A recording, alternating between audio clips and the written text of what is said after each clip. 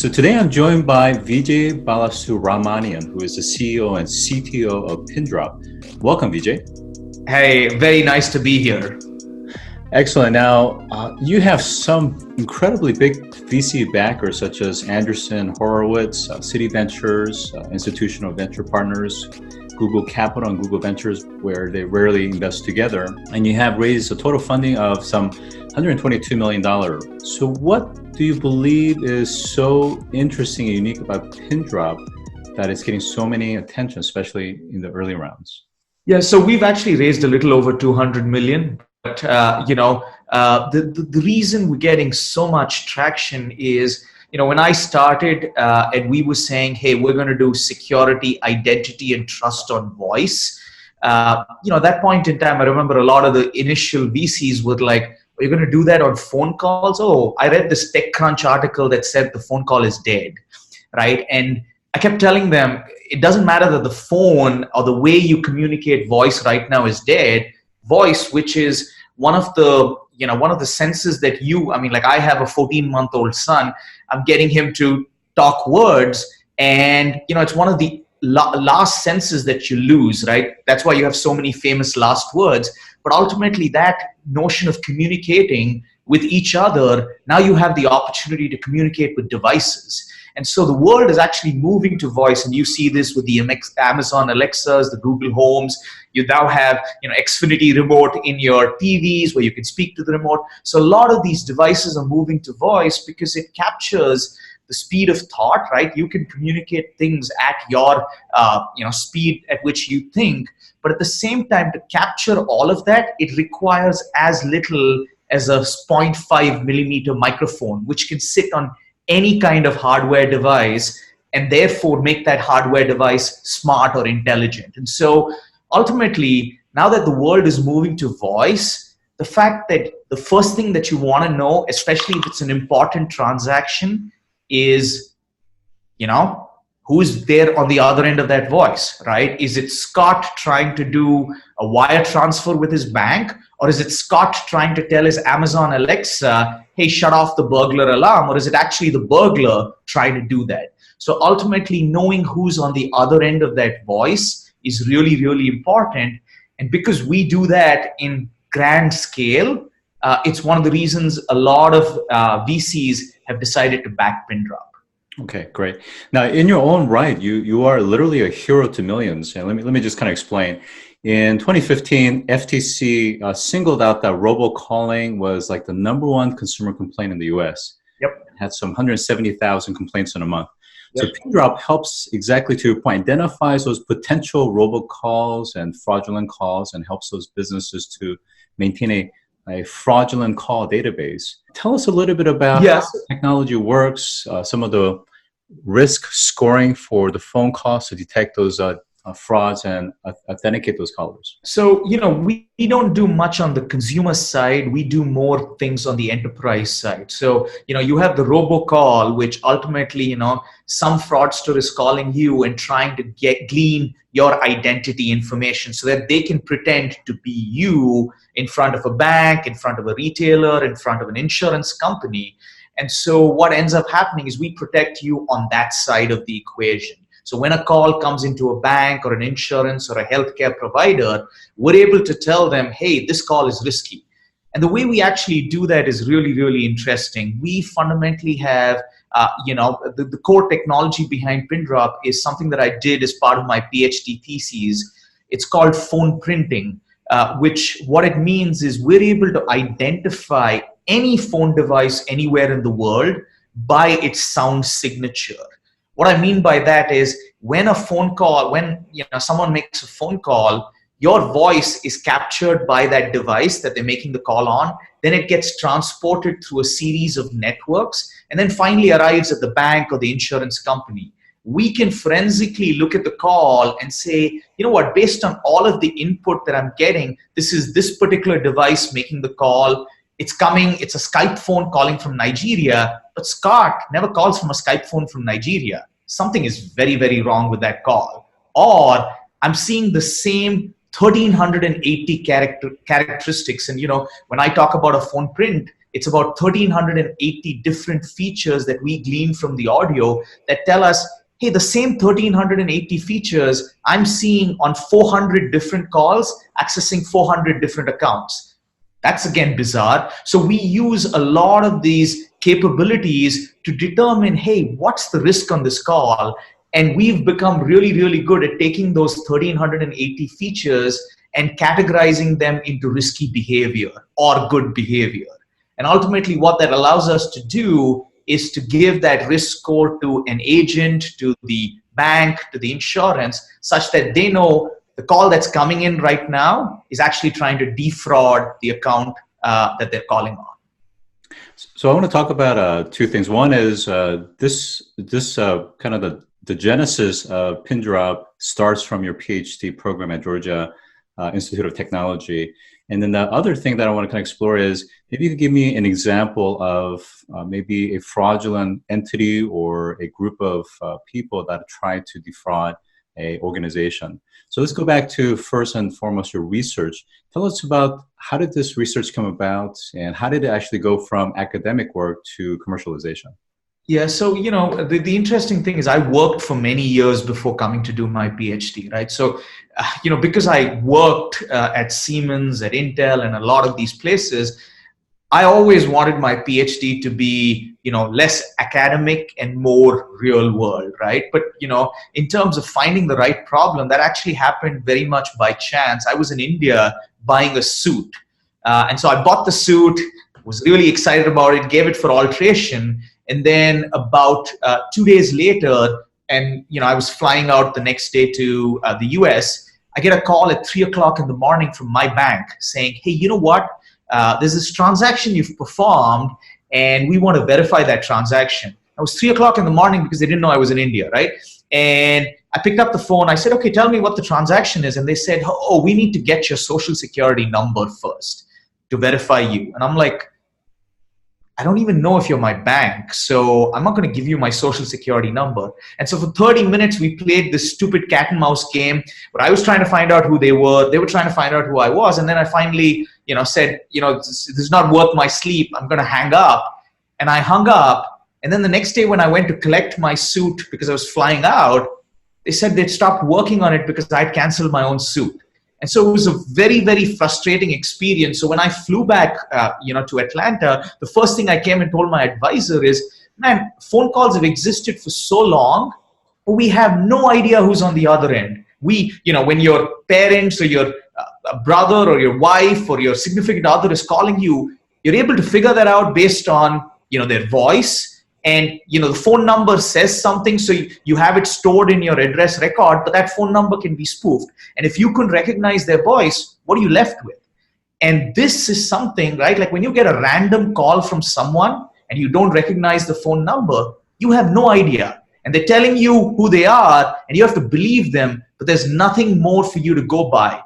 Imagine that problem with the banks, with the insurance, where they have no clue who you are, and they're asking you stupid questions like, what's your date of birth? What's your mother's maiden name? And all of that information is publicly available now, right? And especially with all of these data breaches, it's become so, so available.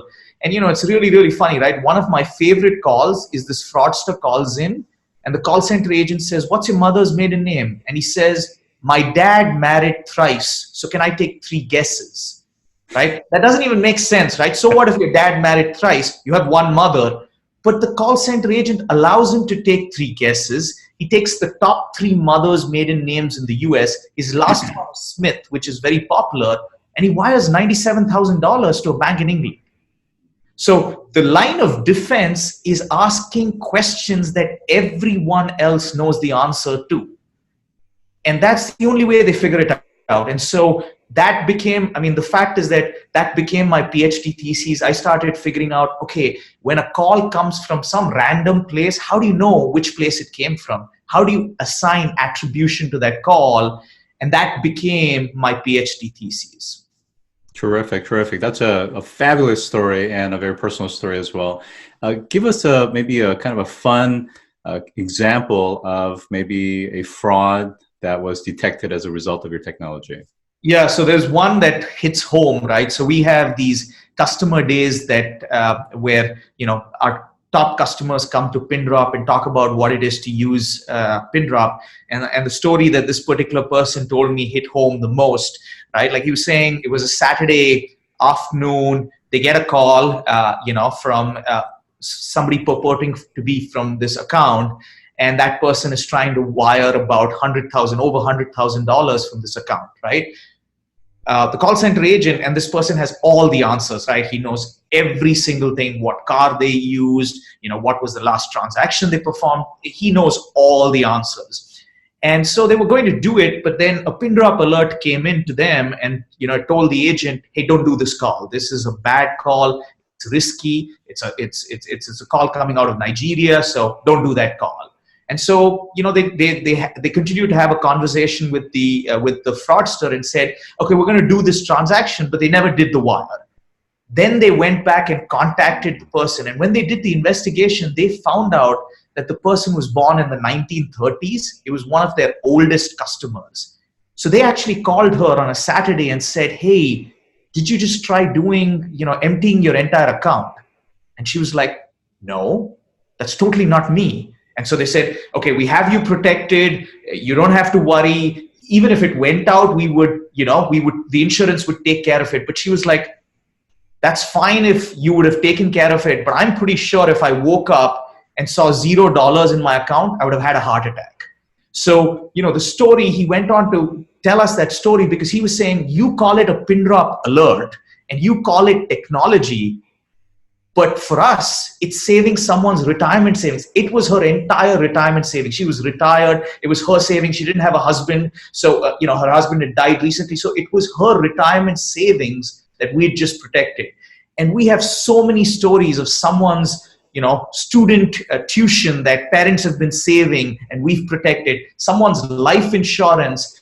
They've never talked to the customer ever and they've taken their life insurance way back when. And this guy's trying to take $1 million loan out of that life insurance. So it's filled with stories like that. And so, all our engineers, when they heard that story, I don't need to tell them to make the Pindrop system high availability because they know that if the system goes down, there's someone's retirement saving that's actually being hacked. And so the engineering team actually has a t-shirt from that day, writing code, fighting crime, hell yeah, right? And they created that t-shirt because they were so inspired by this customer story. And it's something we get stories like this almost on a weekly basis, but it's one of the biggest reasons we do this, right? It's the crazy passion to fight the good fight because the attackers out there's a gang out of West Africa which has 12 different people and all they do every day is call in and dial for dollars. And we protect lots of organizations against people like that.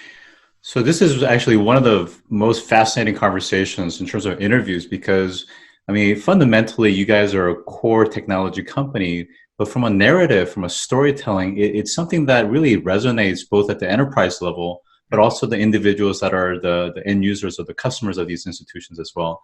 So it makes a lot of sense, and I can see why some of these ventures are so gung-ho and excited about this. We're running a little bit of time, so maybe you could share a little bit about what's happening in terms of product rollout, things that you can share, and things that's upcoming. Yeah, so one of the things is we focused initially a lot on the security side, on the fraud side, which is out of the 100% of traffic that's coming into an organization, what's the 1% that's risky, and how do you protect against that? Now we've shifted our focus to the remaining 99%. But in that case, what we're doing is we have developed technology that not only can identify your device uniquely, which is phone printing, but we've added to it a deep learning voice recognition system that allows us to identify your voice with extremely high accuracy. And even in the presence of someone who would synthesize your voice, so deep fake audio, we're able to protect against that. So we've now moved from not just fraud, but authentication as well. That is, once we know this is Scott's voice, Scott's device, and Scott's behavior, we have a much stronger set of credentials to identify you. And therefore, what we're helping these organizations do is drastically improve the customer experience and the handle time. So that's one part of the roadmap. Then, the world is moving to voice, but you're starting to see in a lot of these places crazy amounts of deep fakes. I don't know if you're aware, very recently there was this CEO who got a call saying, hey, I need to wire 234K. Actually, it was the CFO that was getting a call from another CEO. And so, he thought he was hearing a CEO's voice, and so decided to wire the 234K because his voice had been synthesized. And that's just not the only attack we've seen. We've seen people, CEOs saying, hey, I have a merger that I want you to wire $17 million for, right? And so these big attacks are starting to happen, but not only are they happening at the enterprise level, they're also happening in the public information space, where you have videos of people claiming to be, this is a video of Obama saying something, or this is a video of someone else saying something. And in this world of information and disinformation, how do you determine what is true and what is not? So we're starting to move into a lot of these spaces, and they're very, very exciting because you're always pitting the good versus the bad. Yeah, I was interviewed by Pew Research about a year ago. So around the future of media and content and deepfakes, AI, all these things are becoming highly problematic. So your point is absolutely right on. And on the authentication side is that because Alexa API services and other Google Assistant API services are becoming much more pervasive, it makes it much more important to have those multimodal biometric authentication processes to make sure that you are who you say you are. And sometimes facial recognition isn't sufficient. So being able to layer in physical biometric as well as the voice aspects and those unique signatures, and of course the deepfake, that is going to be tremendously important, not just across media, but to politics and just the general misinformation that other bad states, frankly, use heavily to misinform and to segregate and to distract populace. So I think the work that you're doing is tremendously powerful, and I think it's a narrative that people understand. Yeah. So let's talk about one thing, which is a question that we always ask all our guests, which is, what was your greatest innovation failure and what was the lesson learned? Greatest innovation failure and the lesson learned. I think the greatest innovation failure was starting to move a company from one product to a second product. A lot of our focus was on the technology side of it. That is, we were saying, hey, we need to innovate, we need to build this authentication system and we need to build it well and things like that. But one of the things that, you don't realize is focus is everything for a startup. And when you're starting to spread your wings, you need to do that in a very, very sensible way. And if you don't do that in a very sensible way, all kinds of things break, right? If you've this great technology, but if you haven't built the muscle to now go sell a brand new product with your existing sales force, lots of things break. And so, what we've learned is every time you roll out a new product, it's something that you have to take great care in feeding on how you roll it out, right? When you have a sales team that's used to a product that's working really, really well, as soon as it gets rolled out, everything works, it catches all the fraud and it's beautiful. They expect the same high bar of any new product. And being able to say that, hey, you can't innovate that quickly on a new product. You have to start off with an MVP.